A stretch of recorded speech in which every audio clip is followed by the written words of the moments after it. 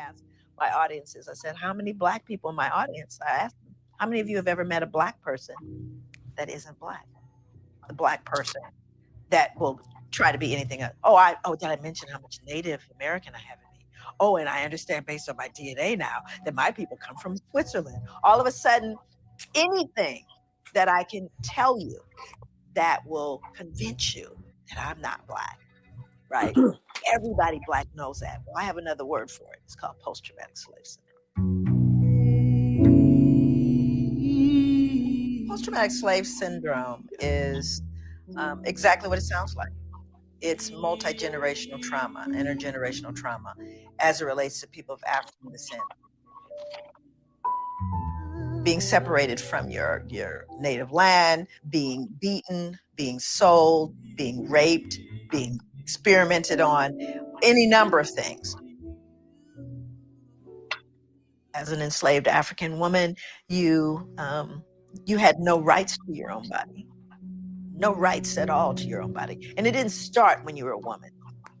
You know, that's the other kind of mythology when we talk about rapes. We're thinking about women. You think they waited till they were 18? You think few girls got to teenage years without having been raped? To imagine being a mother. Someone just comes in the middle of the night and says, you know, we have some visitors. They like young ones. So we're going to pass her along to the visitors that night. You can't wrap your head around that. And we want to really believe that, well, that just happened a couple of times. Well, according to a mid-1800s census, there are over 600,000 mixed-race babies born. That's a lot of sneaking out back.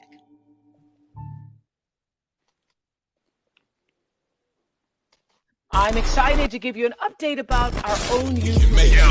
If you could see what I see, our community in unity, no frustration from brutality, with our Black nation, a reality. This is my perspective, it's my perspective, my perspective, my perspective, my perspective, my perspective, my perspective, it's my perspective, my perspective, my perspective, my perspective, my perspective, my perspective, my perspective, my perspective, it's my perspective. Welcome everybody to the New African Perspective, the show that is dedicated to the liberation of New African people. I'm your host, Brother PerspectiveS, but you know, I'm not by myself. I got my crew riding with me. I got the soldiers, the army, my peeps, and they are none other than the President and Vice President of the Republic of New Africa, and they are Sama I, free the land. Mama Ayo, free the land. No doubt, no doubt. And we are part of something called the New African Independence Movement. This is where we advocate and struggle for land, independence, self-determination, reparations, and we're trying to create an economic system that is not about the exploitation of man by man. We're trying to build something that can build all of us up so we can all make a better world, y'all. But man, this is an exciting weekend. We got a lot going on. One of the biggest weekends of the year for the Republic of New Africa. Now, we've started talking about something called the Aims of Revolution, which is a part of our code of emoji. But we said, you know, we're going to put that on pause for a week because we want to talk about, you know, straight off the bat, what we got going on this week, which is actually related to the code of emoji, because we celebrate our Nation Day at the end of March every year to celebrate the foundation of the Republic of New Africa. Also get together, have a good time, and also strategize, reflect on what we've done this past year, and get prepared to continue the momentum up with the upcoming year with some programs and getting together and all of that good stuff, you know what I'm saying? So y'all could just share what we got going on this weekend with Nation Day, and why is it important? Oh, we've got a lot of stuff going on this weekend, Brother Prophecy. We've got, for the first time in many years, we are actually having our program land on March 31st. So March 31st is actually the anniversary of the signing of the Declaration of Independence in 1968. So that day will be filled with what we call a historical tour of resistance, rebellion, and resilience. So we're going to find out the various places around South Carolina. And South Carolina is known for some rebellions, some uprisings. We've got some, historical characters that we want to talk about when we go on this historical tour. See the port in which they say at least 30 to 36% of new Africans were brought into that port in South Carolina, and to see there is no marker to actually commemorate or to even acknowledge that that was a major port through that fort. So it's going to be an interesting dynamic. You're going to see some of the interesting new African sites that we need to know about as citizens of the Republic of New Africa, and there are more. We just have a short time to take a beautiful tour, and then we're going to end up at a place called Angel Oak, and I just can't describe it. It's just a very ancient tree that the slaves gathered around to do what they needed to do, to live, to exist, to plan, and everything that goes in between. So that starts off the morning. And then, of course, we go through the day. Friday is a meet and greet for the community. The community of North Charleston. We've invited them to come on out, be participatory, find out who and what we are, ask questions. There'll be, of course, some live music. There'll be vendors. We have a couple of breaks that we'll be taking to look at a film called The Battle of Algiers. So that'll be a great time for people to come and have what we call film and discussion. And then later on that evening, it will be an actual reenactment of the signing of the Declaration of Independence, the reading of the Declaration of Independence, to, refortify ourselves as to, do you understand why you're here? Why you decided to be a new African citizen, why you've decided to participate in the building of the nation? Are you in agreement with what we said back in 1968, and fast forwarding to 55 years later? Is it still valid that we say we want no part of the United States other than what is accorded human beings to live with self-determination, land, reparations, of course?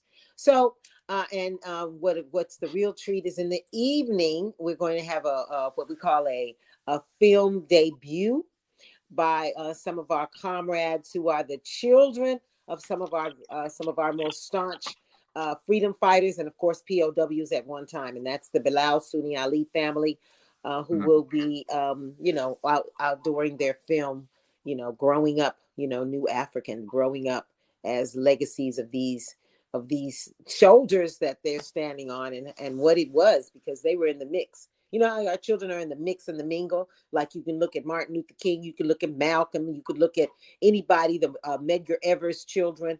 They were in the mix. Their parents were attacked, oftentimes murdered, oftentimes incarcerated. So now they want to do a nice little documentary. They want to present a documentary on, what that looked like, what that felt like, some of the memories. So we're very excited that they'll be gracing us with their presence. And after that, come back for the main show on Saturday and Sunday, which is a lot of different topics, a lot of different questions that need to be asked. The brothers and sisters from the New African Independence Movement, or just regular citizens coming to find out, to bear witness, can say categorically, I attended the 55th. I attended, like some can say they attended the first or the 31st. It is now 55 years. It's like, boom, and renewal. So, we've got, several. I mean, when I say the list of speakers, the list of participants, both via Zoom and face-to-face, is really, really, I think, indicative of the different types of new Africans that are looking at, speaking about, talking about, organizing. What does it look like for New Africa to be in their 5th state, which has we've not been there before officially. South Carolina is one of the 5 states that the Republic of New Africa has declared part of their territory. So we're going to be in South Carolina, Charleston. We are encouraging anyone who's on the line, go ahead, register if you can, attend face-to-face, show your love, register, come in via Zoom. Zoom registration is $40. If you can't do that, go on to the Eventbrite, perhaps order a t-shirt. Order a t-shirt to say that I supported, or go into the Cash App and just send a donation, which of course the Cash App is $, all in caps, PGRNA. And just do your best, do what the Spirit leads you to do, to say, congratulations, well done. Because we are here gathering, representing the new African masses. And I yield. Definitely. Excellent. So we got a lot going on this week. I wasn't even aware that we was doing all of that. So excited. Sama, you got anything else you want to add? I know you kind of multitasking right now. That's why you ain't visibly on the scene, but you still doing. You still here? Yeah, I'm here. I'm about to get visible in a second. I'm trying to find my charger, so I can sit down. But yes, just to add on to what Mama Ayo has so eloquently put, this is a perfect opportunity for, no matter who you are, whether you are a conscious citizen or not, to be in support of your nation. Okay, this is your nation. This is the nation that has been provided for all Black people in America who are descendants of enslaved Africans or enslaved indigenous. Okay, so this is your nation, whether you are consciously knowing it or not. So be of support, no matter which way you need to be of support. Be of support. Mama Ayo mentioned all the different ways. But if you can't make it, like she said, we are always, or if you're interested in just supporting, send your $5 in. Send something to the $PGRNA. We need support. We need your support specifically, the people's support, because this is the people's nation. So it thrives off the people. I yield back. Exactly. So, great time, always a great opportunity to vibe and build with other conscious citizens and put things into action. And we're looking forward to it in some kind of way. We're going to do some kind of broadcasting live from NABA down that way. I can't tell you exactly what we're going to do, how it's going to be formatted or structured, but you will hear from us live from Nation Day, even if it's just kind of getting some of the perspectives from the participants and getting their viewpoint, interviewing people. So, like I said, we look forward to that right there. But Madam President Sama, what we got on tap for the show today? Okay. There you go. Yes. Okay. So for the show today, in our Black Power file, we are going to be honoring Queen and Singer. All right. Whoa. It's still New African Women's Month, so we are most definitely celebrating our African sisters. So we are honoring Queen and Singer in our Black Power file, and then of course in our Cadre Corner, we are going to be going over the book by Joy DeGruy. Did I say her name right? DeGruy? Yeah. Yes. Post-traumatic slave syndrome. A lot of you guys are familiar with her work. Sister is serious, breaks it all the way down in terms of why we go through what we go through. And then in our discussion today, we're going to be talking about post-traumatic syndrome and the trauma that we have to be able to still work through and build our nation through, despite all, and talk about the ways and means that we as new African people can manage our stress, our trauma, the ways and means that we have to learn how to work through, because it will not be a total 100% healing until this nation is built, because we don't have a healing space yet. That healing space is the nation. That's why it's so important. So if you ever, those of us that are healers, we know this. Folks going to still have these different traumas, different illnesses, different psychological issues that they're going to be coming at you with. And we know as healers, the only way that we're going to be able to get through that and get over it is to build our own safe space, devoid of racism, white supremacy. I yield. Definitely. So, but That's what's up. I got things in the news that we may want to talk about, discuss before that. Yeah, we got a few things. We're gonna try not to keep it too long today, because we got a whole bunch of stuff we got to do. Cause we got to get ready for this spectacular event this weekend. So we're gonna kind of keep it short. But I have to start off with this past weekend's Friday. There was a devastating, a catastrophic tornado that hit our brothers and sisters down in Mississippi that actually left over 100 miles of destruction, y'all. I mean, this was unbelievable. I'm gonna try to pull up some of the footage of this damage, but I mean, I bring that up because we understand that Mississippi is the poorest state in the U.S., and it has a long history of neglect and abuse and oppression. So collectively, at some point in time in the future, in the immediate future, we're going to have to figure out how can we collectively come together to give our brothers and sisters a hand. You can see it on the stream, just devastating. Entire towns wiped out. Loss of life, like last I heard count was at least 21 people died. Around 24, are you correct? Yeah. Yes. Mm-hmm. But like I said, we're talking about this because at some point in time, we're going to have to make that call out to our people so we can collectively get together and work together and try to help, like we did with the water crisis, which, probably still going on in Mississippi. They still have not fully recovered from that.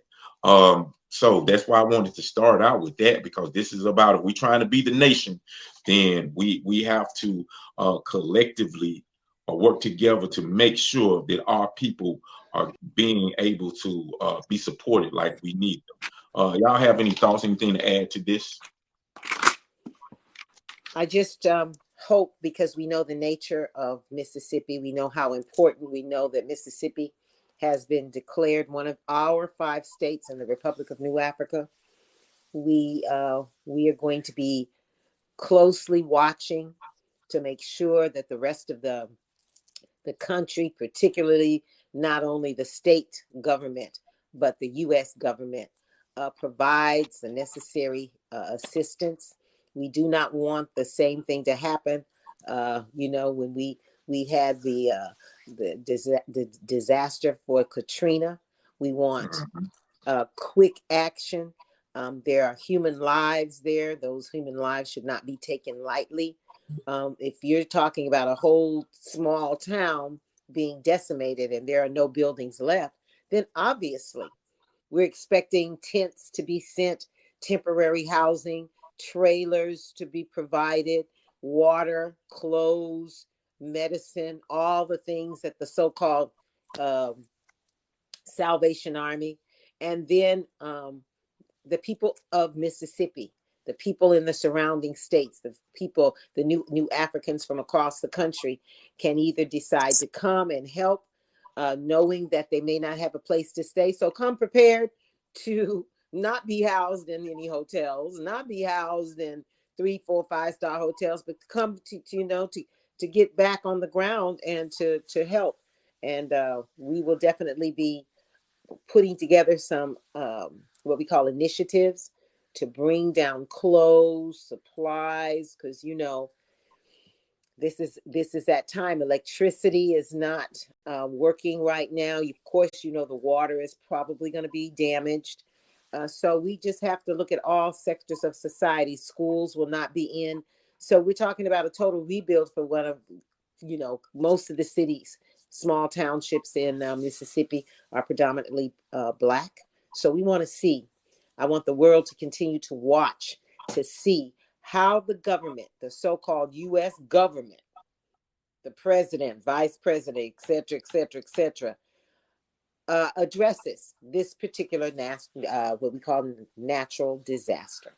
And with that, I yield. And I will say, it's incumbent upon us to be extremely proactive. So off top, once again, $PGRNA. If you want to donate to making sure that some of these initiatives take off, donate at $PGRNA, and then put in the caption Mississippi Rebuild.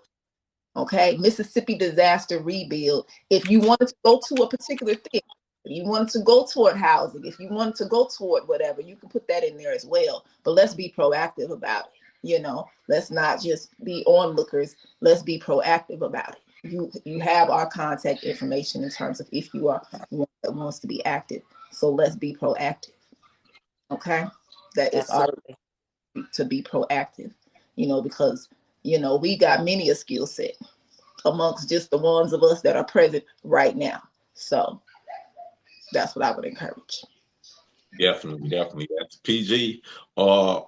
$PGRNA right there. Matter of fact, you can see it right where my hand is. There you go.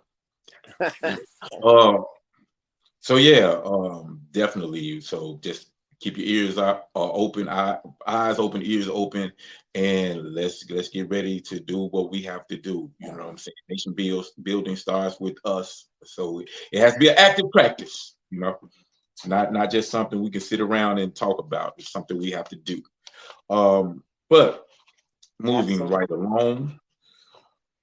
So a 40-year-old white New Jersey police officer by the name of Jared Morovic has been charged with aggravated assault for shooting in the back a 28-year-old unarmed black man who was basically running. Random black dude who was running. So basically what was going on in this case, police were on the scene to investigate some individual, and they heard gunshots. So they started running toward the area in which they heard the gunshots, and they saw a black man running. He's running away from the direction of the gun. So one of the cops started running after him, and he just started hollering, "Drop the gun, drop the gun." Even though man didn't have a gun. There was no gun anywhere in sight. He just instinctively hollered, "Drop the gun." And then he shot him in the back, leaving bullet fragments in his spine, paralyzing this black man. And ultimately, when they actually did some investigation, you find out that this black guy was just somebody who was in the area who heard gunshots and said, "You know what? I think I need to leave. I need to run from the direction of the gunshot," which is a human reaction. And for doing a human reaction, like so many of our brothers and sisters, we get shot. Now, fortunately, this brother didn't die, but he is paralyzed. And now the individual who shot him is charged with assault, even though the mayor of the city, a white guy by the name of, what is his name? Andre something. Andre Sisi, or something like that. He initially defended this cop, said he did exactly what he was supposed to do. He followed protocol. Of course, if you see a black nigga running, shoot him in the back. Yeah, I guess that's been the protocol for so many years. But the attorney general disagreed, said no, he didn't, and we're going to charge him. So that's where we stand with this. 28-year-old black man shot in the back by police just for running, basically running while black. Kind of like the brother who was shot, ran down by them two white dudes who filmed him getting shot while he was jogging. So yeah, it's a common thing. Black people run, you're in danger. That's a dangerous situation. Running makes a black person, especially a black man, a threat. Y'all got any comments on this crazy story? Well, definitely. I think you muted my. Go ahead, Mama. I'll go ahead. Of course, it's just layers upon layers upon layers of regret, sadness, because this isn't just a one-off situation. I would, it's something to say, oh, once a year an accident occurs, because that's just human error. But this seems to be the modus operandi of a system of what they call this system of control, this system of monitorization, making sure that Black men, Black women, Black children, Black family, anything Black is criminalized. And I want to say that again: anything that's Black, anything that's brown, in some cases, anything that's indigenous is criminal, and we are treated accordingly. So that brings into question. Our practices are really, really the practices of this particular empire of white supremacy, racism, capitalism, and neocolonialism. We have a so-called constitution that talks about we are to be considered innocent if you are a citizen, innocent until proven guilty. And my comments have always been, well, why are we always treated like a criminal when we're supposed to? It is assumed that we are innocent. Because you're not a citizen. You and I are not a citizen. So why would we be accorded that particular right that of innocence until proven guilty if we're a citizen? So obviously we're not a citizen, because we have to prove our innocence. It's almost the reverse. We are considered guilty until we have the tools and the organization and the wherewithal to prove our innocence. And so when you look at a system like that, that's a major contradiction. It's a very sad situation. It is against human rights, and this young man is another sad example of a system that seeks to do us harm on all levels, every day, every hour, even as we're speaking. And I yield. Yes, and to add on to what Mama Ayo said, so since we know that this is what this system does, how many more lives gone, lost, how many more lives ruined, because this one is paralyzed for forever, right?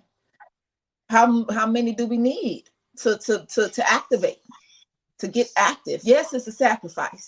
It's a time and energy sacrifice. That's what this particular system is. The root is slavery. So you're going to feel in prison, even whether you got chains on it, right? That's what the fabric of this particular system is. So, after countless of examples after examples after example after example of injustice, this is not what this particular system represents for us, right? That's why it's vital, it's essential if we want to secure our lives present and for our future children's lives.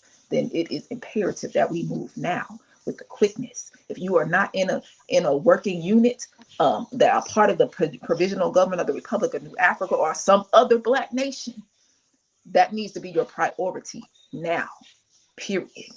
Because if we're organized on a local level and can defend ourselves on a local level, on all the different local levels, then those are steps forward. Okay, because there's no reason why we know these people's names, yet nothing is done. That's on us. That's not on the system that we know is wicked. That's they already know. This is how this system is built. This is what it's here for. It's here to keep us enslaved. It thrives on our life's blood. So it's up to us. Period. Yeah, definitely. You can keep on. I'm sorry. Oh no, I'm good, Brother Prophecy. Go ahead. Oh no, I was just saying agree 2000%. Mama Ayo, you said like innocent until proven guilty. That's the rights that are afforded to citizens of this so-called nation. So that right there should tell you, as you said, we are obviously not citizens. At best, we can be called second-class citizens, as Malcolm X talked about us. And Malcolm X said second-class citizen is like a first-class slave, basically. But yeah, because we're definitely not innocent until proven guilty. Every time we're pulled over by a police cop, it feels like we're on trial. It's like you got to prove that, hey, I'm good. I'm not a bad person. I don't have drugs in my car. I don't have weapons that I'm about to shoot you with. I'm not. I am good. You know, this is the pressure that we are automatically filled with when we encounter law enforcement. And I'm saying that because, like, I literally experienced this like last week in Mississippi, getting pulled over for some ridiculous reason because my tag didn't even look right or something like that. Wasn't anything illegal. They said, well, you know what, your tag is kind of bent on the side, so that's proper display of tag. And I'm like, for real? Really? I'm like, okay. And then next thing I know, no, you smoke any crack or you any out drug. You know, I'm like most anti-drug person in the world. I don't even know the name of them drugs he called. I'm like, no. When all of a sudden it comes from interrogation to interrogation until an escalation, I'm like, hold on, wait a minute. I've been trained for this. Am I being detained? No, sir. Can I go? All right, bye. You know what I'm saying? Just, you know, because I knew to ask the right question, you know, and he was smart enough to let me go. But just doing something simple like that, he got pissed off. He turned red. I was like, damn. Exactly. And like sped off, like, how dare he know his right? You know, I would have, you know. But yeah, I mean, it's just like you said, we're guilty until proven innocent. As a matter of fact, you know what? I'm gonna go to the actual film of this. Yeah, I do have it on film to show what happened. But what you will notice is the police immediately run after him. Just say, drop a gun, even though he don't have a gun. Shot him in the back. And the guy has to prove that he's innocent. He said, I don't have a gun. I don't have a gun. I don't have a gun. Like, why you running me? Because I was afraid. People been shooting, but I don't have a gun, you know? But yeah, let me go to this real quick. So, you know, you won't just think I'm making up something. This is Exactly, Brother Prophecy.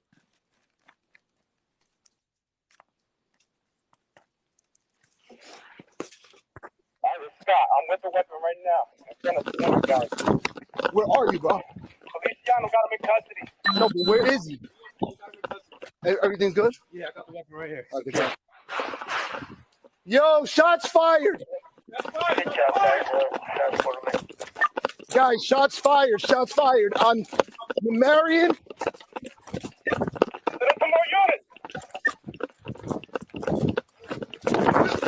Yo! 120! Drop the gun! Drop the gun! Drop the gun! Drop the gun!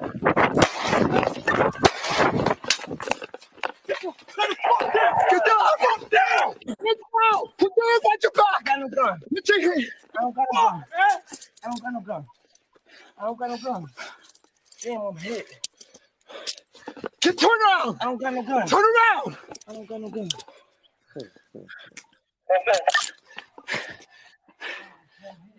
Shots fired. Send ALS, send supervisors. Send ALS. I don't got no gun, yo. I'm hit though. I don't got no gun.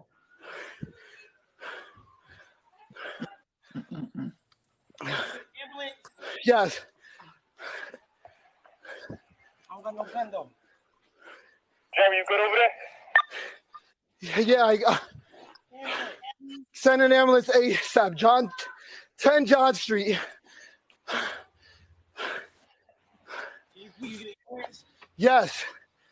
I have a gun, yo. Shit. Feliciano, you got? Yo, take the cuffs off, please. Guys, send a medic. And that's just something the family goes on later on. So yeah, I mean, like I said, he was running while black, shot him in the back. And the only thing, he didn't even tell the guy to stop. He didn't say, stop right there, you know, or whatever. He just said, drop a non-existent gun. And he's paralyzed. You know, this guy's paralyzed. Young guy, 28 years old. So You know, I'm gonna go to the people right now because the people are chiming in already. I see you out there, Melly Queen, always, you know, doing your thing. Is that free the land, comrades and families? Free the How land, y'all free the land. doing today? Post and Great. share and tag everyone. Yes, you did. I saw you do that. I appreciate that. Andrea Christina Martez, how you doing? Good to see you checking in. Free the land to you. Also, Minister Information, Barani, Bomani Shakur, how you doing, brother? Free the land. Good to hear from you. NBPP, I guess that's the new Black Panther Party from Newark, Virginia chapter. Checking in. Black power to you, comrade. Good seeing Land, you. Black power, free the land. All means. Little known fact, be a part of that chapter back in 01. Oh, dig that. That's what's up.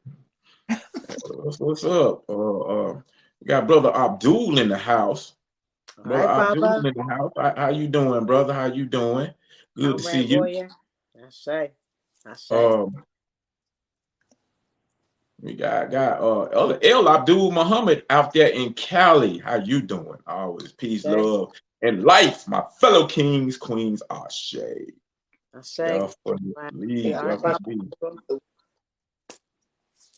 me see what thing, bro. Money he wrote.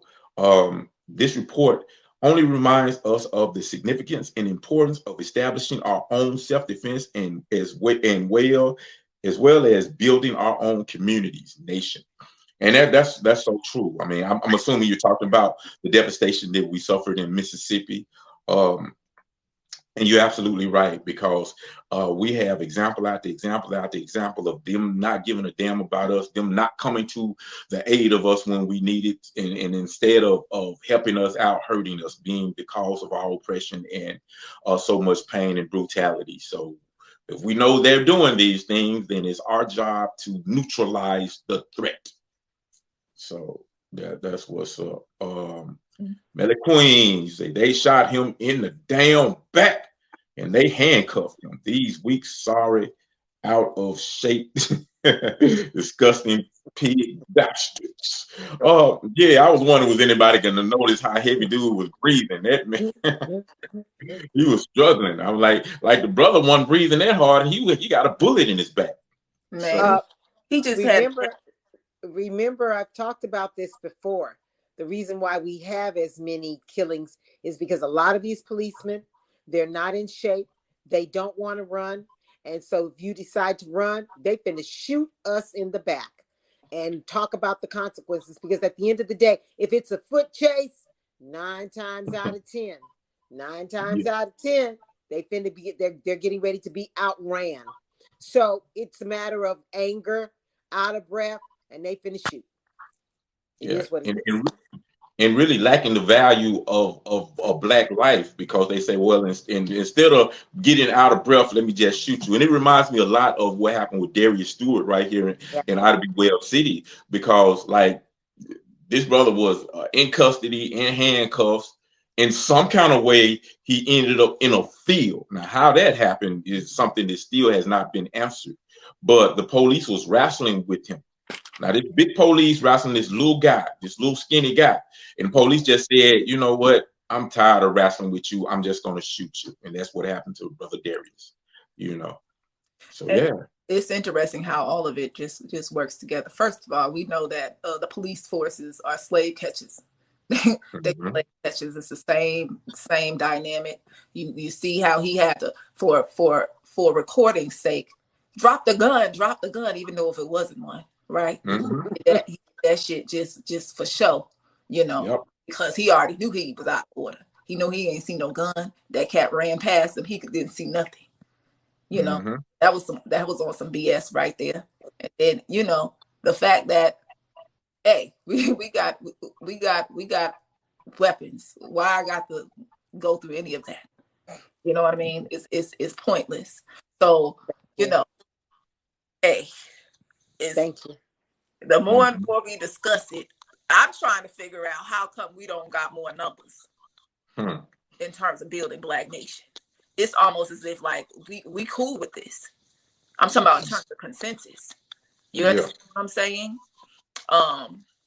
That bothers me. That really bothers me. Like we're gonna keep watching this. We're gonna keep on. And of course I'm not talking to those that's working. But I'm just saying, I don't want to hear no complaints.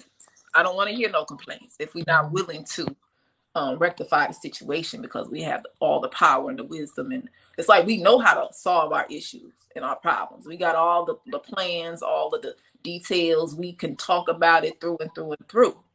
Yet talking and doing is two different things, So how do you know that you really, really mean it? You know that you really, really mean it when you saying, look, I'm dedicating this amount of time, or I'm dedicating this is for the nation, or whatever it is, whatever that sacrifice is. We have to sacrifice something, whether it's time, whether it's resources, something. Absolutely. Absolutely.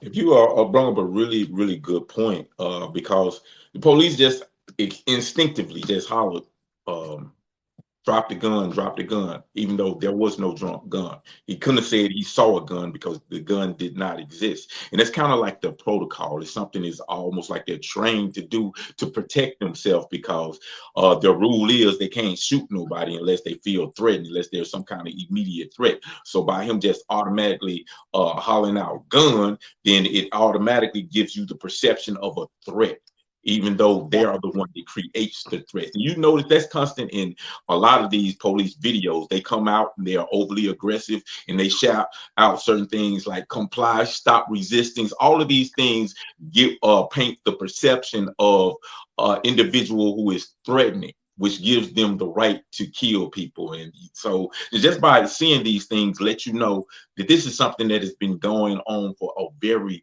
very, very long time, because it is a natural instinct. It's a trained reaction. It's encoded within the gray matter to just automatically do without even thinking about it. So yeah, this is a system that is devastating. And I'm with you, Sa. We know what to do. We got to do it. Melly Queen, so damn sorry and weak. They are so trifling, but these are the servants and protectors of a murder. I like the way you said that. A murder. Use that, Melly Queen, a murder. Yeah, definitely a murder. Yeah. That's Joe quite Gonzalez. apropos. What you say, Mama? That's quite apropos, because the order of the day is genocide, murder on all different kinds of levels. Not just physical murder, but spiritual murder, all of it. So I really love that, a murder. I love it. Murder. Yeah, definitely. Joe Gonzalez says, revolutionary greetings, comrade, sending my heartfelt love, and right back to you, comrade. Good to hear from you. Good to hear from you. You see, Melly Queen, you be blowing us up, and I love it. They are going to lose in a foot chase or hand to hand, one-on-one combat with a black man and sometimes woman. Definitely. That's been proven. That's been proven. That's in the history books. Let me see. We can talk about so much because that talk is cheap. When it is time to really work and put some pay, that's the hard part, and it takes consistency. That's that challenge. Right. Yep. That's that challenge. Let me see. El Abdul Muhammad said, Melly Queen, most cops are out of shape, and yes, they will lose in a all-out street fight without their guns wet. That's why most are cowards, and I call bullies with badges. Bullies with badges. I love it. Definitely agree with that. That's definitely correct. So yeah. But we got a Cadre Corner, Cadre Corner coming out. We're gonna do this really dope book that breaks down a lot of things that we see in our community, a lot of things that we face, and it's called Post-Traumatic Slave Syndrome. And we're gonna be right back with that right after this, y'all. Free the land. What do you mean I'm suspended? I work too hard to be treated this way. I love my students. This is not right, and you know it. What's wrong, love? They suspended suspended me. Why? For teaching about Black Wall Street. You mean that black town was destroyed by a group of white racists? That's the one, child. Hold on, let me get this straight. You spent a black teacher for teaching black history during Black History Month? Exactly. That's crazy. How do you expect us to learn and build a better future for ourselves if you won't allow us to learn about our history? Maybe this can help. What's that? A solution.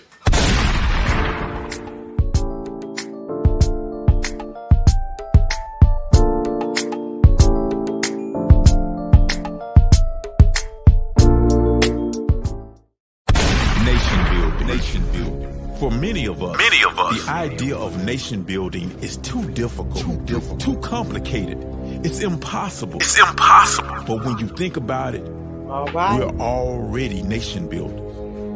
In fact, for the past 400 years, we've managed to build the most powerful nation on the planet. Unfortunately, this nation continues to disrespect, exploit, and oppress us. Here's a thought. Maybe we should focus on building our own nation. Join us March 31st through April 2nd in Charleston, South Carolina, as the Republic of New Africa celebrates 55 years since the signing of our Declaration of Independence. Register on Eventbrite to attend in person and or online by typing in New African Nation Day 55. Also, find out more information on our website, pg-rna.com. Free the land by any means necessary. Free the land, free the land, free the land. They gotta free the land, free the land, free the land. Study the writings, speeches, documents of our freedom fighters in order to free our neo-colonialized minds. This is the Cadre Corner.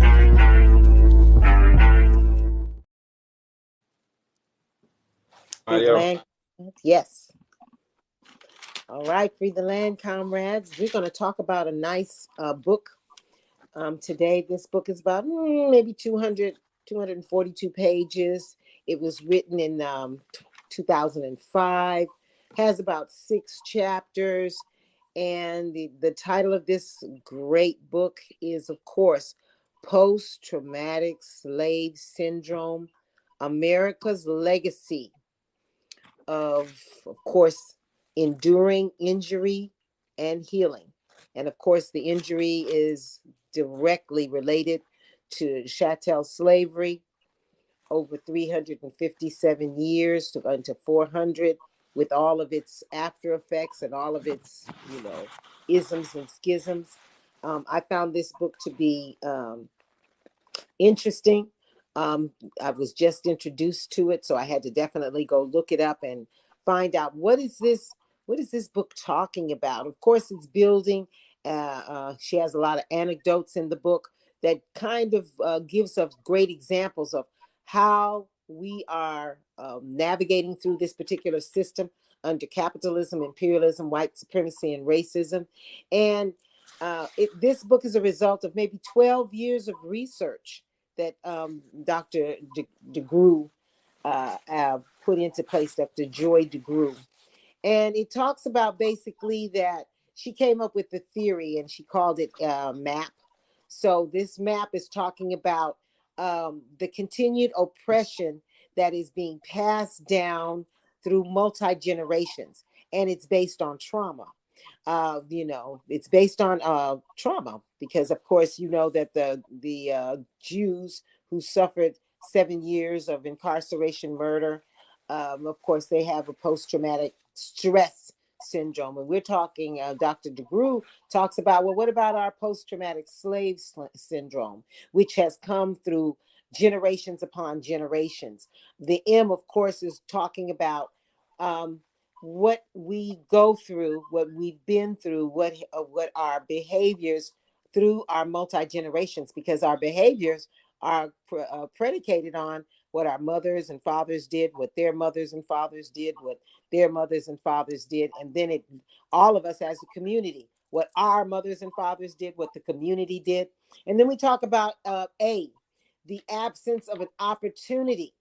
There was no opportunity for enslaved Africans and their descendants to heal. We just kept living, kept building, kept growing, and never addressing the traumas, the horrors. It's almost as if we are constantly at war, and these behaviors become embedded in us and soon become incorporated in our society, almost as if it becomes an inbred cultural value or paradigm. And then our natural culture and behaviors and practices are slowly dissipated because this trauma is a living and breathing phenomenon for all of us. So we want to look at the P. The P, of course, is the post-traumatic slave syndrome. And no one has to tell us about that. No one has to define for us because we live it every day. Our families, our clans, our communities, our townships are based on this post-traumatic slave syndrome. So when you have institutional racism, as she talks about, we come up with all these behaviors that Black people exhibit to themselves. You have we talk about low self-esteem. We talk about we have almost anger and violence as the modus operandi. We have what we are the victims of institutional racism, and we behave as such. Because if we do not, it's going to be a problem. It's going to be anger. It's going to be a lot of shouting. It's going to be that sensitivity. Of course, we know there are other things that are lingering, and we talking about this particular book and building upon it, because of course this book, the whole issue of post-traumatic slave syndrome is also being coupled with epigenetics, which is the same thing, just a modernized term in my opinion, but it also deals with genetics. We come together, we mate, we create these beautiful, beautiful beings that come after us. And within that, trauma is embedded. The gene code, the genetic code from the mother and the father is being passed on to our beautiful, progeny. And unfortunately, we have these beautiful geniuses. We have these children that are wise and wiser beyond years, and to be a part of the cycle of the post-traumatic slave syndrome here in America. The solutions are critical for us to understand.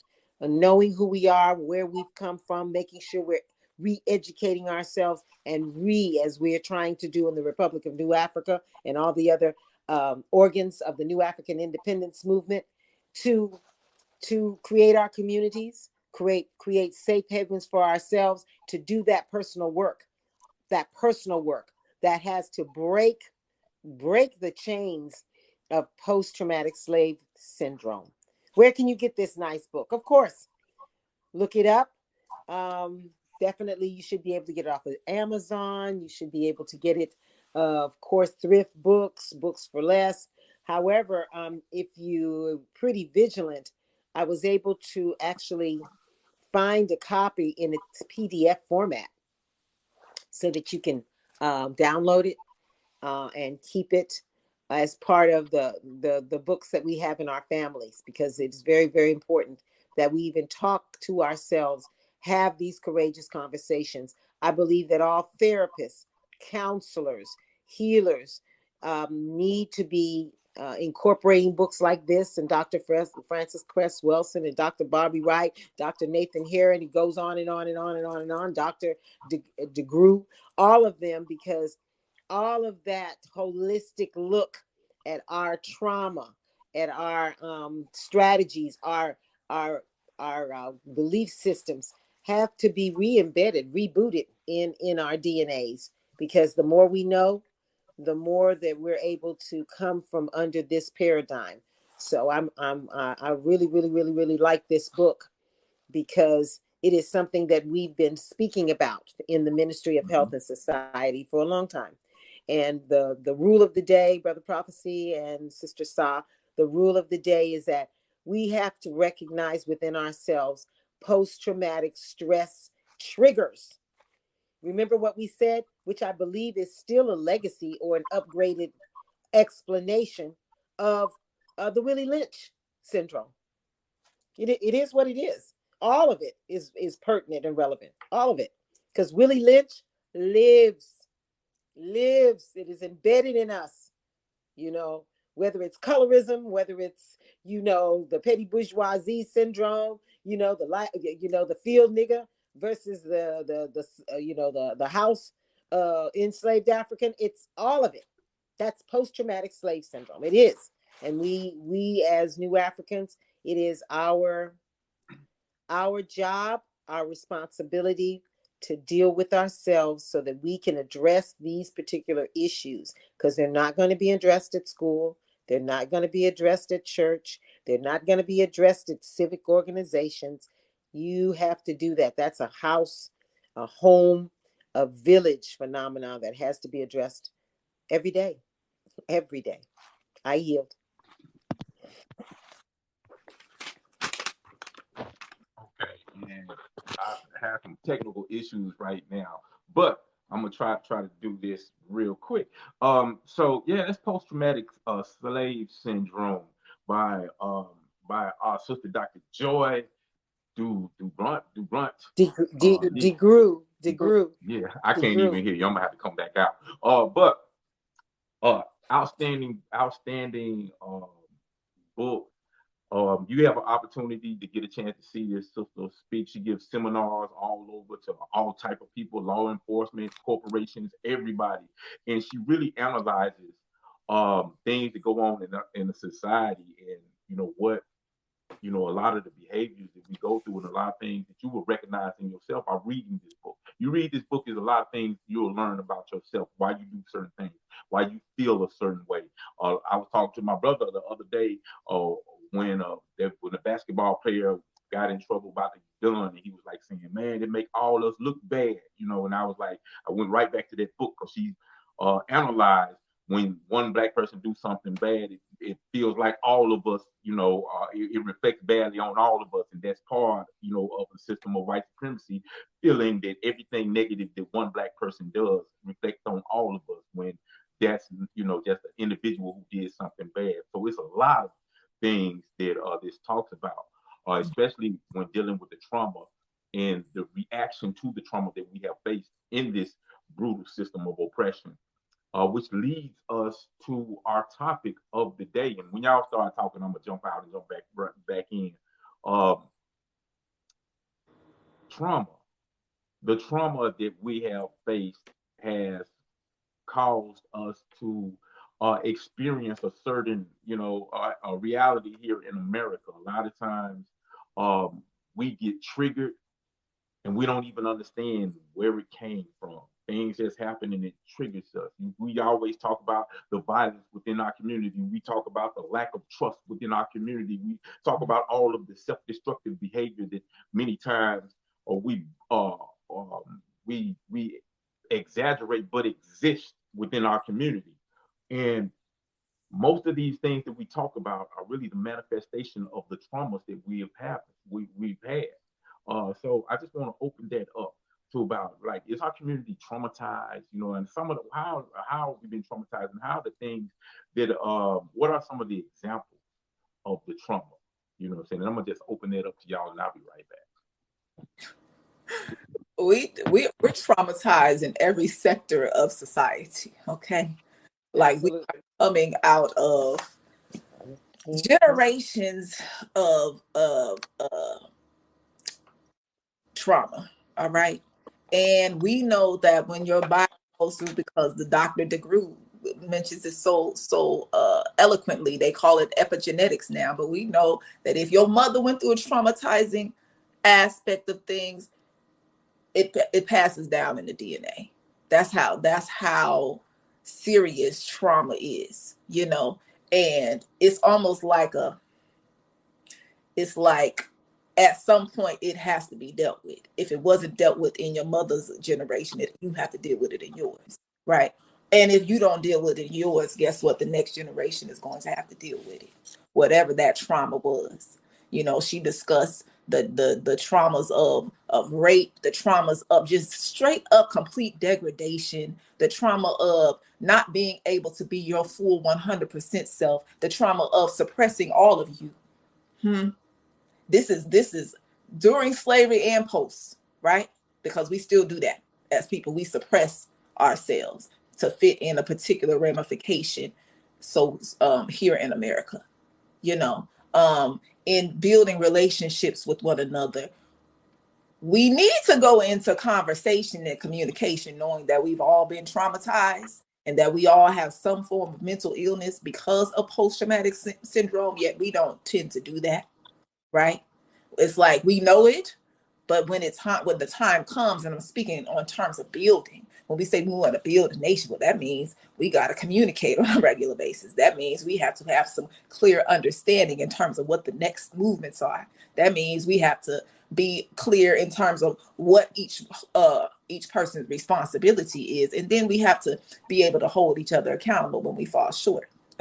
Okay, during those conversations, we forget about post-traumatic syndrome. So we have put that before. We have put people's triggers, people's the way they may respond might not be a way that you wanted them to respond, because you remember somebody in your lifetime respond to you in that way. It sounded like that, so now you think this person got an issue with you, or then you become reactionary because you didn't like the way that sounded, or they used a particular word that you're used to hearing it in some other context that was traumatic for you, and so therefore you react, versus being able to, having the ability to. This takes self-control. This is what we mean by working through our traumas, because this is our reality. Being able to zero in and focus on that which is relevant, right? That which is the reason why you're even having the conversation. Keep that priority, versus allowing our triggers to get in the way of our success in terms of building. We have all seen, and us with our own eyes, whole institutions that are Black institutions built. They going real well too. But because the folks involved can't get over whatever their triggers may be, it can be something big, it can be something small, it can be, we lose sight of the goal because now our feelings is hurt. Because we traumatize and know they shouldn't have said it that way or whatever it is, right? We have to, because we know this is a reality, we have to learn how to work through those. And then a lot of that is going back to know thyself, being very honest with self, because you're responsible for you. You're responsible for yourself. When we're communicating with one another, you are responsible for you. So having your special you time to where you're sitting and learning how to self-analyze your emotions and why you feel the way that you feel, right? Like, these are certain things that we have to work through. And I know folks in quote unquote new age have all types of names for all of this. Some people call it shadow work. Some people call there's a lot of different names for it, right? But it's really just back to what the ancient said, know thyself. You know all your strengths, and you have to know your weaknesses. And you have to be very aware. That means you are paying attention to you. And in paying attention to you, you develop an aspect, not only a sense of self, but a love of self, right? Because remember, we do what we do because we don't love ourselves. Everything that we've been taught, the ways and means that we have spoken to one another, right? Some from people that you really, really care about have said some of the most nastiest things to you to make you feel like Is something wrong with your skin complexion? Is something wrong with your nose? Is something wrong with the way that your brain works? Is something is wrong, right? So we have to, as we get to know thyself and know our strengths, know our weaknesses, that's how we are able to be self-analytical and be able to work through our traumas a little bit easier, a little bit. It's still going to be difficult. I'm not going to sit here and say it's going to be the easiest thing. Yet you'll notice things, a lot more things will get done. A lot more things will be substantiated within our village, within our community, within whatever movement, whatever organizing that we're doing. You understand what I'm saying? So I'm gonna yield at that, and I'll come back in with more. Okay. I don't know if you already spoke, Mama Ayo, because I went out and I didn't know. Oh. Yeah. I just definitely agree with Madam President, and to know that we have to be tapped into those cultural paradigms, which we call culture now, which are really responses to the attack on our culture, because we have had periods when there have been uprisings, the historical need to what we call inculcate within ourselves that we're. Garvey talked about it all the time, and if you know anything about Garvey, he had a running battle with W.E.B. Du Bois, because he really stressed on making sure that you're proud of your Black skin, proud of your African looks, because obviously at that time, the 1919, 1918, 1920s, there was a colorism issue, as it still is today. So Garvey was one of those ones that, hey, uphold the African woman, uphold all of that. So we always have had those particular issues, which are the remnants of chattel slavery. Fast forward to the 60s. Okay, you had all these beautiful Black people, say it loud, I'm Black and I'm proud, but you still had images of the lighter skinned women, the lighter skinned men, the red bones, as we call them down south, who were given preference, who were giving those roles, and that particular conversation has been had from time immemorial. However, remember that if you're trying to be free, you utilize everyone by any and all means necessary to, of course, maintain your freedom, secure your freedom, be able to understand what that freedom looks like as we deal with those particular issues. Because even now, as we're under attack today, most of them, I can't say every because nothing is 100%. The hip hop artists, the performers, who they got on their stage with them? The reggae artists, who do they have on their stage? The movies. They don't really want to focus on dark skin. They don't want to focus on all of those particular dynamics. And then we come to the issue of how we respond to what we call conflict. I've been in the classroom, and even how we came up with what we call it, playing the dozens. Yo mama so this, yo mama's that, you so this, you so that. And I promise you, you have a lot of murders, angry killings, because of the words that come out of your mouth, because we have learned to be vicious to ourselves, because we fear, I'm calling this out, because we fear if we're vicious to the real people that we want to respond to, it ends up with murder. So what happens? We're vicious to our families, vicious to our children, vicious to our relatives, and anybody that comes around us. If you cross that line, you'll sit in a very, very, very calm and cool situation. And the minute that energy changes, that energy shift, somebody feels offended, somebody's ego's been pricked, they be all remnants of so-called customary practices, and how we relate to each other goes out the door in a minute. That's a post-traumatic stress syndrome issue, because if you've ever been in traditional society and there's plenty of emotions, there's still a code of behavior that nobody dare cross. You better not, because the village holds you responsible. That's not what we practice today, brothers and sisters. I yield. Definitely, definitely.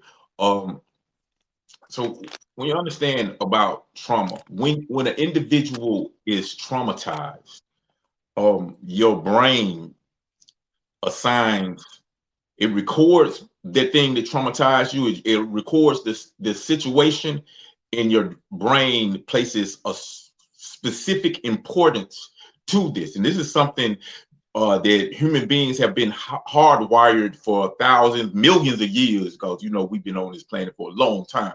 But because the first law of nature is self-preservation, you're going to do a species, going to do whatever it takes to survive. And trauma kind of sparks and it triggers that survival mechanism that we have in our brain. So when we are traumatized, your brain records that instant, and it basically tells you that this situation is a threat to your survival. And it records everything, the smells, the sounds, what you see, everything about it, it records it. You might not even be aware of it. Like when you're a baby, some babies, they might be on the bed and they fall off on the bed and hit the floor and it hurts. And to some babies, it traumatizes them. So much that they think, oh, this is it in their little brain. And when they grow up, they have a fear of heights. As an adult, they don't remember falling off the bed, but your brain does. Your brain remembers, oh, I was somewhere high and I fell and I hurt and I almost died and this was a threat to my survival. So anytime they get in a situation where they're in a high place and they look at that, they see the same triggers, then they brain tell them, get out of that situation. Out by any means necessary, get out. That's why you have these panic attacks and you start acting illogical. You just freak out or you either freeze. So that's how trauma works. So just imagine people who have been traumatized for over 400 years for being Black. Being Black can get you killed. Only. So that goes back to what you said when, we reject the dark skin, because the darker you are, well, the bigger threat that you were in this society. And the more trauma you were likely to face. That's why you see a lot of people, especially like women, have their babies, they be like, I want my baby to be light skinned with this so-called good hair. And all of these things that, we've been told are great, are standard of beauty. So trauma is a serious thing that can be passed down through generation and generation. I mean, science has proven that when you are traumatized, it changes the very nature of your DNA. And Absolutely. It can be passed to your offspring. So that's what we're dealing with. And we are still being traumatized every night. The stories that we talked about today traumatized us. The stories that we will talk about next week and the week after that traumatize people. So we are still being traumatized. And just like Sama, like what you said, some of the ways that we have to deal with that. In psychology, they talk about being mindful, which really just know thyself, because it comes actually in psychology. They study a lot of Eastern philosophy. They study things from yoga and yogis, and which come, which all that stuff eventually go back to Africa when you study it long enough. So, I mean, that was something interesting, just being involved in psychology and therapy and all of that type of stuff, that they actually utilizing these principles now in therapy. But yeah, they say one thing we need to do is become mindful. That just means being aware of everything that you're feeling, everything that's going on with you, and that will help out with a lot of things, with urges you have, understanding your triggers. Like you might want to lose weight, so you want to control your appetite. Well, a lot of times we don't eat because we're hungry. We eat because there are some kind of external triggers that tells us to deal with Absolutely. stress by eating. You know, That's right. it might, something might happen, you get scared. Give me something to eat. Let me give me a snack. You know, something might stress you out. I want to, you know what I'm saying? But being aware of that, being aware of like, oh, you know what? I didn't like the way they said that. That made me, you know, how does that make me feel? That made me angry. Why am I angry? Well, I'm angry because I felt the, you know, just continuously asking yourself questions about how you feel. And the more you do that, you're going to learn about yourself. And you'll learn that, you know what? The actual thing that I'm upset with is not really that big of a deal. It's not even what I'm really upset with. I'm upset with because it reminded me of something else that I've been dealing with. And the more you become aware of that, the less power you give it. You know what I'm saying? And I'm just telling you some stuff I learned in therapy, so I guess I'm telling on myself. But but yeah, it like I said, it goes back simple. It's simple, you know. Everything connects. It's all just know thyself. Know what's going on with you. Being aware of that instead of just reacting, because that's what happens. It's like we're out of control. Our mind is on autopilot, and we're not the pilot. We're not the controller of what's going on with our emotions. It's just going. So when something happens, we just react to it. Don't know why we reacted to it. We just, you know, it makes us feel a certain kind of way. So if you could take a second and just think about, okay, what just happened? How did that make me feel? Why did it make me feel that way? And just continue to ask yourself questions and questions and questions and questions, and you will learn about yourself. And slowly the feelings will start to go away.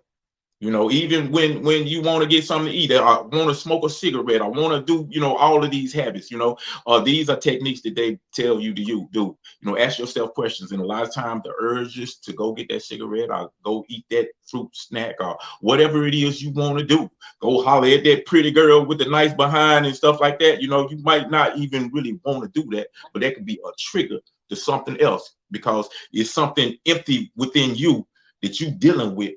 And you feel like, okay, sex is that replacement. Sex is that drug that I got to get. You know, that drink is that drug. That smoke is that drug. That anger is that drug. You know, all of this stuff is response to trauma and external triggers that remind us of something else that we just might not be aware of, but we just need to deal with it. So, you know, that's my take on it. I yield on that. Yes, indeed, Brother Prophecy. Y'all is on point. I mean, the fact that a major trauma response is the fact that we can look at ourselves constantly dying in the streets, going through all of this inhumane experiences, and we still, I'm talking about on a mass level, we still don't want to take or feel like we can't take the necessary steps, right, to get ourselves out of the situation. That's a trauma response. You know what I mean? That's a trauma response. It's a trauma response because we know that historically, you know, whenever any type of action was taken, some way, somehow, one of us, some of us, a lot of us, whole groups of us, was either humiliated, destroyed, degraded, or put in a even worse situation, right?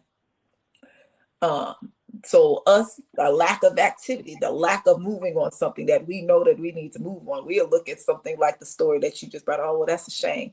And we keep on past moving on. That's a trauma response. Mm-hmm.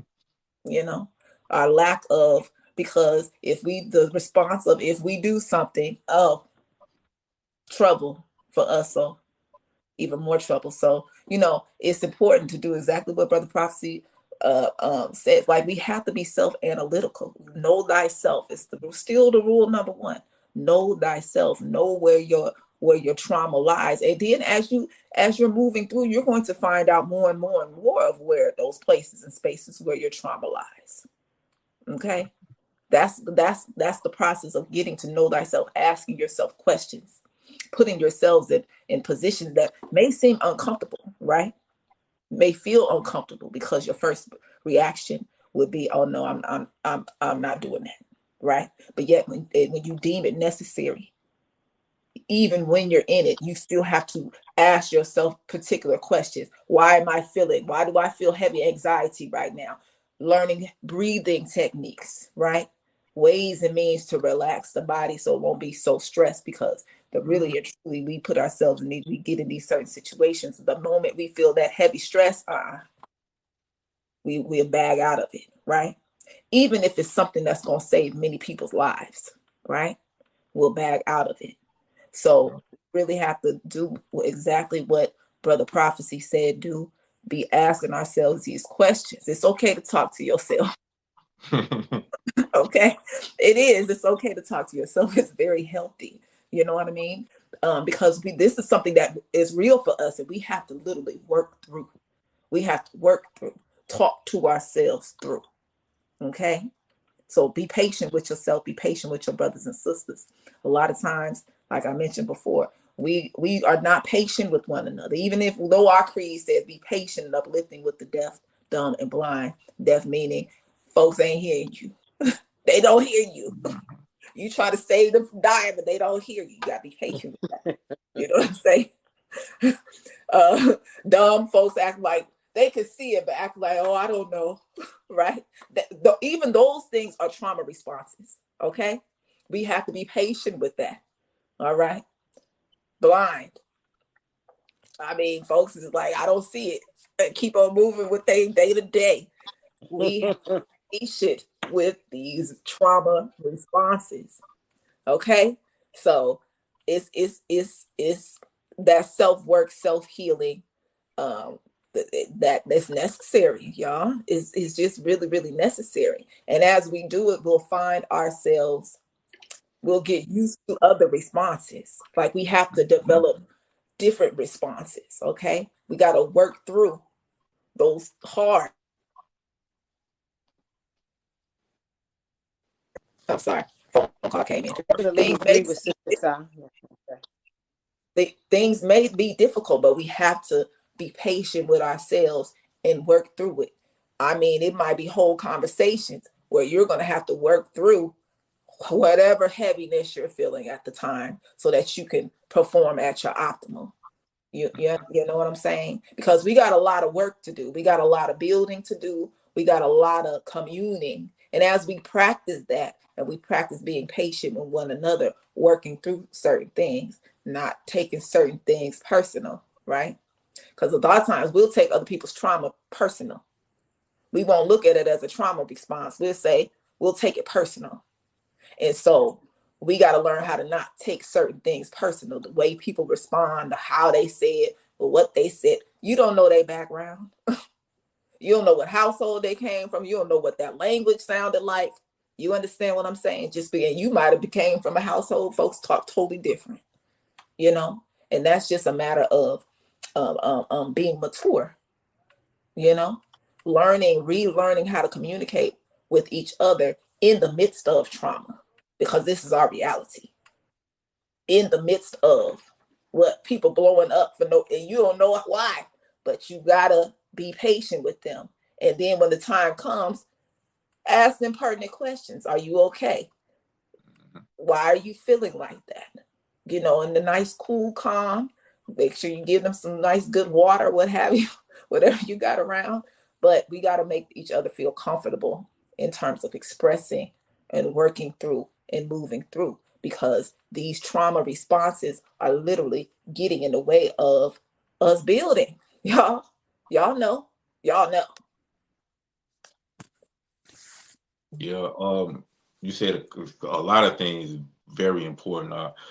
Just reminded me a lot of things that happened back on the plantation was basically trauma being weaponized against our ancestors. Because I mean, if you understand history, you knew that it was like one of the first things they did. You know, one of the big practices is to take one of the biggest, the baddest enslaved African, one of the best examples of an alpha male, and to put him before all of the people in the plantations, the men, women, and children, and brutally murder them in the most vicious, awful way possible.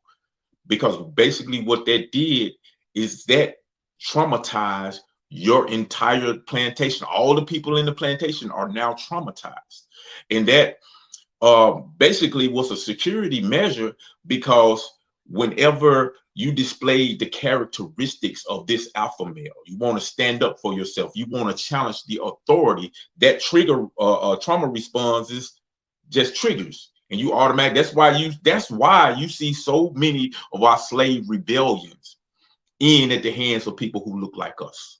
That's why, not, a couple of months ago, we saw the terrible video of Tyree Nichols getting murdered here in Memphis, Tennessee by them black dudes. You know what I'm saying? Because they understood, you can't do that to the white man.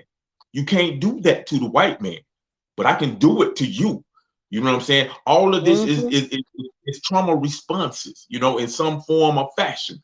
So it actually shapes, so much of what we're going through today. And it brings us all back to this thing that we've been talking about, especially recently, reparations. Because the root of the word is reparation. And when you understand trauma, you see how much we need to be repaired. And I say all of that to say this. When we have these discussions on reparation, it's going to be a lot of backlash and people saying, all this kind of stuff. Just understand, go read this post-traumatic slave syndrome and analyze what's going on with you, what's going on in your community, what's going on in the streets. And when they say we deserve reparations, whatever, man, you tell them to go to hell, because this is for real.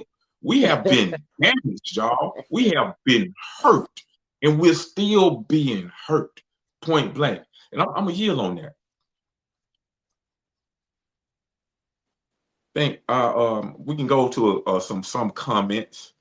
Let me see. Brother Joe Gonzalez.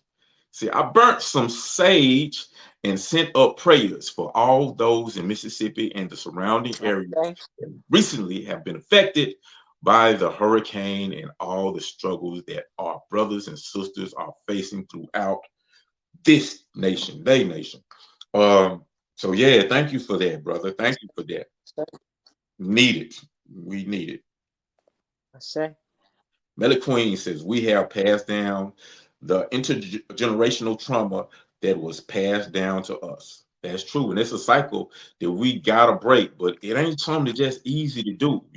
Trauma is something that's difficult to break because our mind says this is part of our survival. We're doing this to survive, so it ain't just a matter of just oh, I know it's over with. It's a process, and it has to be a conscious, intentional effort to deal with it. It ain't just something you gonna wish to go away and it do. Nah, Let me see. Joe Gonzalez, a wild elder sister, powerful talk.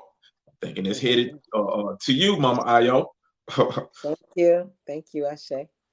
Yes, Gino Vasquez. See, I love your hair, ladies. I love their hair too. It's awesome, isn't it? Thank you. Yes. Thank you. We appreciate it. All right, and this is Kiprotic Manu. I know I might have mutilated that. I'm sorry. Hello, everybody. Following you from Nairobi, Kenya. Kenya, Africa. Nairobi. Okay. All right. Jumbo, comrade, Jumbo. Yeah. Yeah, exactly. Abari Gunny and all that good stuff. So yeah, thank you for tuning in from Kenya and Africa. Guys, got people on the continent. That's what's up. Gino again. Talk your inner God, subconscious mind. All right, definitely. Again, reparations should be $5 million for every Black Americans over the age of 18 who descended from American slavery every year for the next 400 years. And you know what? You know what I'm saying? People will look at that and say, hell no, and all this kind of stuff. But the reality is, it don't matter how much you give us, it'll never be enough to repay for all the damage and the trauma and the murder and the lives that we can never get back. So yeah, thank you for that comment. Thank you. When we come back, we got a Black Power file. We got one of our super queen warriors wrapping up this Women's History Month in style with Queen Nzinga. That's going to be awesome. Y'all do not want to miss that. We'll be right back with the New African Perspectives. Free the land, y'all.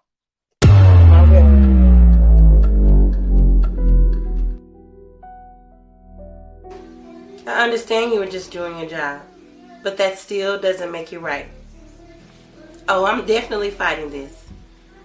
Okay, thank you. Babe, you ever thought about doing something different? What you talking about, babe? I mean, look, police shoot us dead in the streets. Corporations poison our food and our water with lead and other chemicals. They flood our streets with drugs and lock us up for trying to survive. And now we can't teach our own history, black history. It's clear the system ain't made for us. So what we're supposed to do, babe? Maybe it's time we start our own system. Pack your bags. Why? We're going to South Carolina.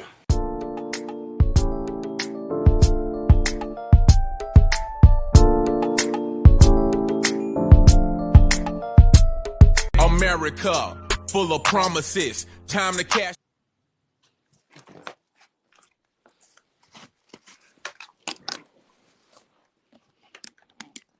America, full of promises. Time to cash them in. You run from it quick. You never keep your word. I learned from it quick. You keep abusing me. You dumb. Europeans murdered 98% of the indigenous population right here in Turtle Island in order to steal the land. An entire nation of African people were captured and forced into a brutal system of chattel slavery just so they could work and cultivate the land. All wars are fought over land, not over terrorism, not over religion, not even to win the hearts and minds of the people, but for the actual land and the resources within the land. So it is safe to say that land is the foundation to all freedom. So if we truly want to be free, then our struggle is for land. Free the land.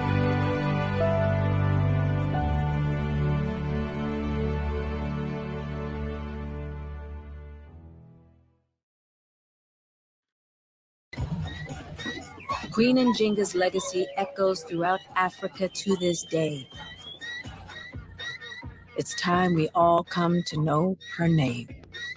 All hail Queen Nzinga! Nzinga! Nzinga! Nzinga! Nzinga! Nzinga!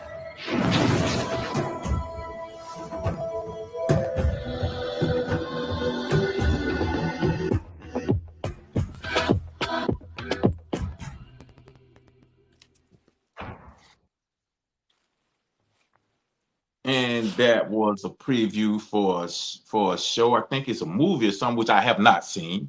But about Queen Nzinga, one of the powerful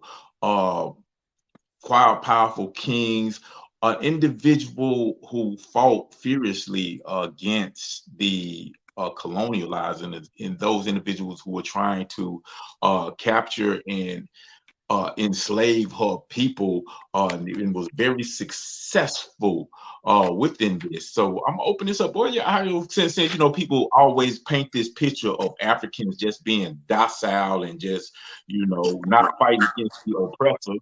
What do y'all think about our sister Queen Nzinga? Well, I just want to say, this is Women's History Month. We focused on many women who were healers, teachers, warrioresses, and we just want to give a big shout out to all the Queen sisters, all the sisters who are fighting that fight, working, keeping the house, keeping the home, keeping some economics going, just trying to hold the line, as we call it. Hold the line while while war is being declared on us. So this is our time. This is our time to reflect, to regenerate, to reboot. It's no mistake that Women's History Month is in the month where the spring solstice, that renewal, rebirth type of energy, and we just encourage all of us to do our work, because remember, we are here to serve the greatest purpose, to rebuild the Black family, to rebuild the nation, to make sure that our children's children will call our names, that we've been here, we made a difference, and we've carried on the fight. So, Aiko, Aiko, Aiko. Definitely. Yeah. Anything you want to add to that, song? Oh yeah, most definitely. I think Queen Nzinga. A lot of us know her name, right? A lot of us know her name. And continue to call upon her name, the spirit of Nzinga, Queen sisters, during this period of time. Even brothers, because she come from a line of royal family, so she was trained. Her particular education that she had to get trained militarily, right? She had to be. She was in a line to be ruler of a whole kingdom. So she ruled over her.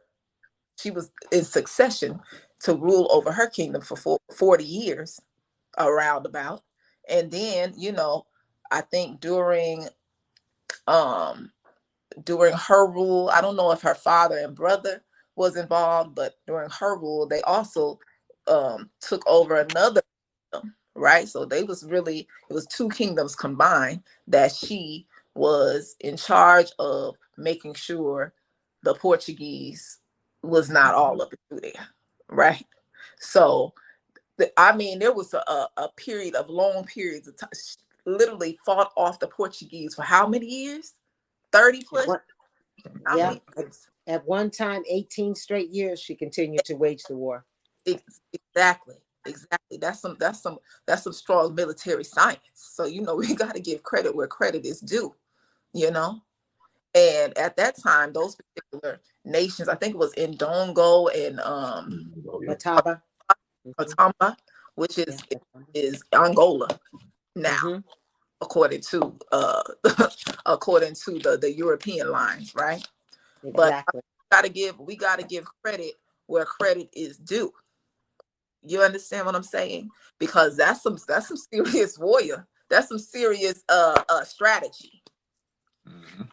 That's some strategy. That's some serious being able to negotiate certain things. That's some serious work. Because we know Europeans came through like savages. So to be able to hold savages at bay, that's well done. Yeah, definitely. Is an ancestor I call on. Yeah, definitely. She has a great legacy that definitely needs to be taught. Like so many of our ancestors that just need to be taught, that our children need to know. Hers is one of resistance, because when studying her history before she became queen, her king, where she lived, what's that in Dong? Anyway, there was a treaty between Portuguese and them, and the Portuguese betrayed them, and attempted to take over that, because originally they had this treaty that would not be taken in place. So she was forced to take over the kingdom, becoming the queen and taking over the kingdom and fight against the Portuguese colonizers. And a time where so many nations failed to the European conquerors, they couldn't penetrate it. They couldn't penetrate her forces, because she was military trained from a child, from a youth. She had that military training, and it showed their superiority, that she kept them at bay.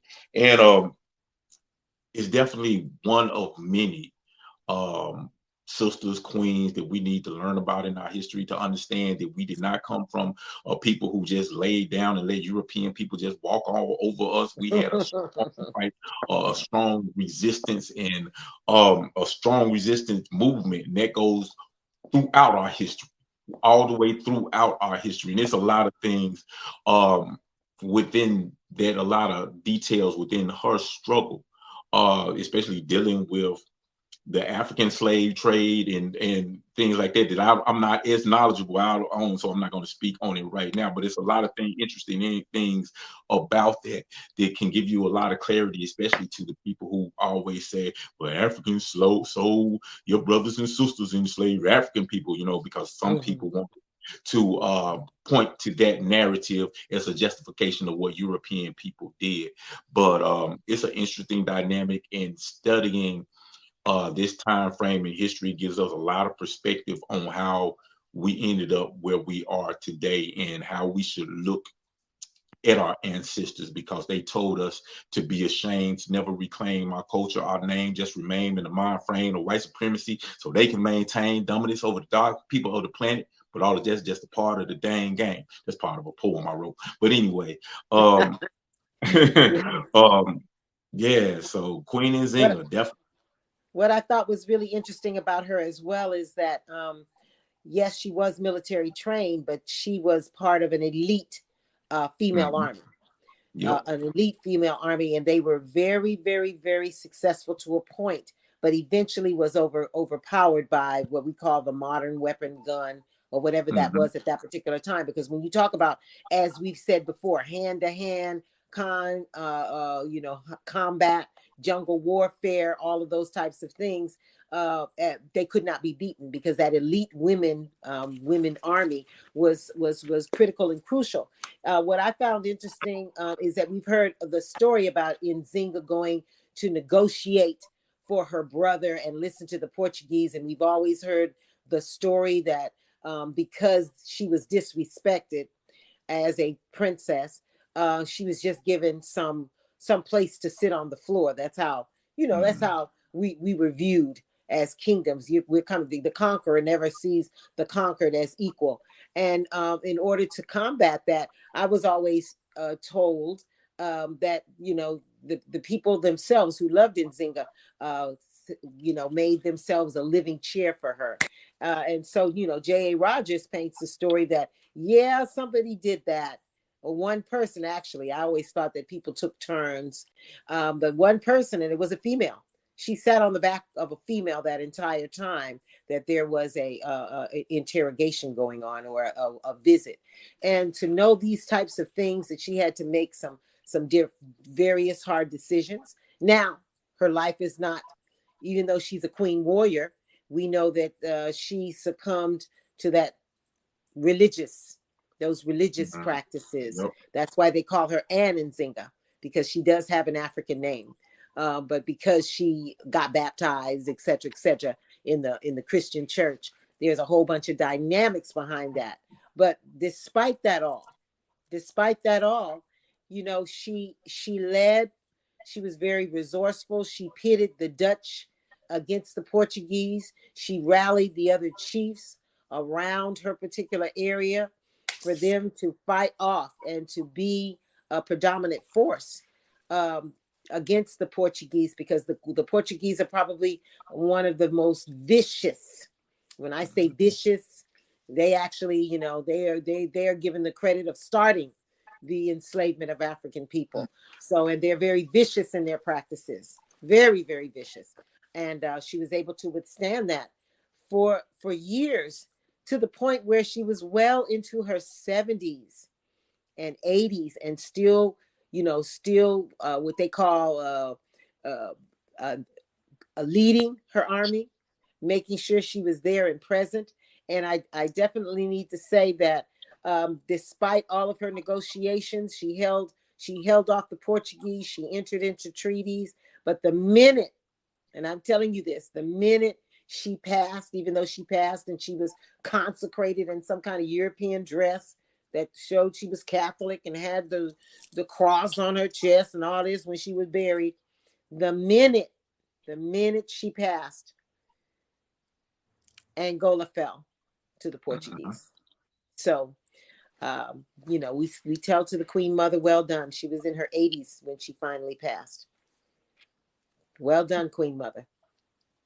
Yes, indeed. Well done. Okay, so I'm about to bring up something a little bit controversial. Was it only one time? You said every single time she went to meet with the Portuguese, she had to sit on somebody's back, correct? No, I was saying that the one time that they speak about, because she was still a princess, she was not in power. She was she was sent on behalf of her brother. So I'm not sure, because she had to enter into several treaties, because truthfully, she lost some battles. She had to come to the table.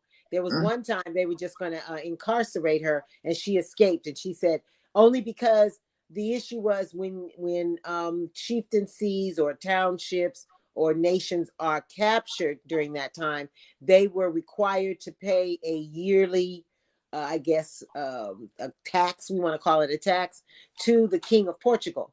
And the Mama Nzinga, Queen Nzinga, said, we're not doing that. And so she escaped and continued to fight. We're not doing that. She was not in agreement. So there's a lot of things, the Black stories that we don't know, but suffice it to say, as a warrior queen, she, she had slaves, enslaved, captives. Some of them were murdered. Some of them were killed, depending on, particularly at one time in her history, if they came to her with that yang Christianity, they were instantly killed, because she recognized that as being an enemy thought process to the sustenance of her nation. But eventually, I think she got older. As we get older and we start compromising, she rebaptized herself. She baptized herself, denounced Christianity, rebaptized herself in her later years, and was buried with what they say in a nice Christian manner. So it is what it is. Okay, I'm not going to worry about what I was about to say. Just keep going. I won't even put it on the table. Well, I will say this, because you brought up, an interesting point about how she converted to Christianity. And an interesting fact, and that one of the reasons is because the European missionaries were so heavily active in that area. And one thing about studying that history is that you find that these missionaries not only came there just to spread the word of Christianity and Jesus, but they actually had a military tactic component to that also, because it was the missionaries which identified that particular land as being prime for the slave trade. They was the one that alerted, say, hey, this is a good place that you can come conquer. So it was the religious aspect, because that's something that we don't like to deal with. But these people who come with their Bible, they just come to try to save your soul, but they came to conquer your land. And that was a military strategy, to give people Christianity and then give them the gun so they can oppress and conquer them. So yeah, it's a lot of things that we can learn by studying. Y'all heard military tactic. Vision for military tactic. For those of you, now I'm not saying you don't have the right to practice whatever you want to practice. Yet if it's not helping you be a better revolutionary, then you need to hang it up, okay? Right? You understand what I'm saying? Military tactic. How many of us is sitting up in these church institutions? So many of them, and we're taught or encouraged to be docile. How many? It's countless. We can't even turn the other cheek. All of these things, all of these different tactics that don't got nothing to do with our spirituality, because our spirituality got straight up warriors. You can embody warrior energy in our spirituality. So we got to think about these different things, y'all. If whatever you practice, whatever your practice is, whatever your rituals are, if it is not in alignment with liberating you, yourself, your family, your community, your nation, specifically for us, is hang it up. Hang it up, because it's not doing us any good. If we look around, we live in a city where it's a church all on every single corner. Every single corner, yet is the #1 city on First 48, right? I'm just saying, if it's not creating more peace, if it's not transmuting and transforming whole communities, because we know a lot of our beautiful dollars go into child, right? If none of what if you're not seeing something out of it in terms of improving the community, empowering the people in the community to be their best, greatest self, building institutions for us and ours, it's null and void. It's a part of the military tactic.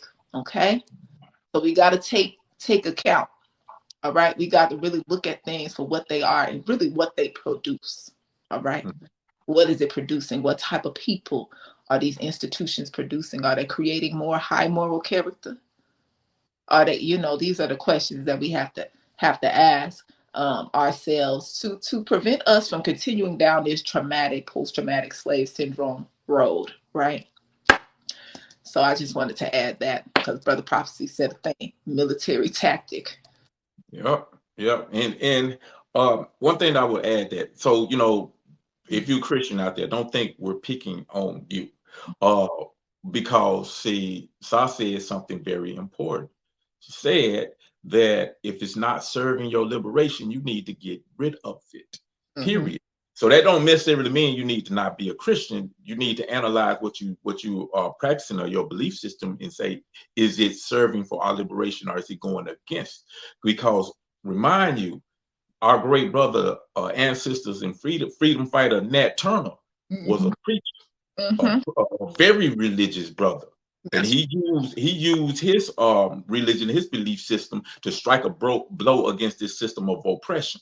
So whatever it is that we are utilizing, that we are believing in, it should go to the liberation and upliftment of your people, point blank. You know what I'm saying? And like I said all the time, I don't care what you believe in, as long as it's aiding in the struggle of our liberation, go for it. Believe in whatever you want to. But if it ain't, then screw it. And, according to the story, from what I read in the Bible, Jesus was a revolutionary. Christians were in the need of Christ, right? If Christ wasn't having it, you shouldn't be having it either, okay? If you call yourself Christian. And that's just my own personal, how I see it. If we going by this particular text, right? It don't matter what text, pull out whatever text, okay? Because in the long run, there are stories in these texts that are supposed to assist you in your quote unquote liberation. So if you're not following the liberation text in terms of what it is that you're reading in this story, why are you doing it? I want to know. I just want to know. Exactly. And Jesus is not only a revolutionary. If he was here today, he would be very anti-capitalism. Because remember, he's flipping over tables of merchants and rich folks. Well, yeah, hey, we said we was gonna be short and sweet. 2 hours later, here we are. But I appreciate everybody for tuning in and conversing with us. Man, we're gonna be here on Nation Day. I don't even know if I'm gonna be able to do conversation between comrades. It might be down there at Nation Day, if I do, because I'm gonna be in South Carolina. But y'all gonna be here for tomorrow morning for the Foundation of the Nation. We doing that this week? Yes, we're gonna be ready this week. Last week we weren't able to do it, but this week definitely. Okay, definitely. So yeah, definitely looking forward to that. Tune in to all of our NABA networks. Tune in this weekend. Look forward to hear from us doing something this weekend. We don't know what it is, but we're gonna make it up as we go. It is gonna be dope. I already know.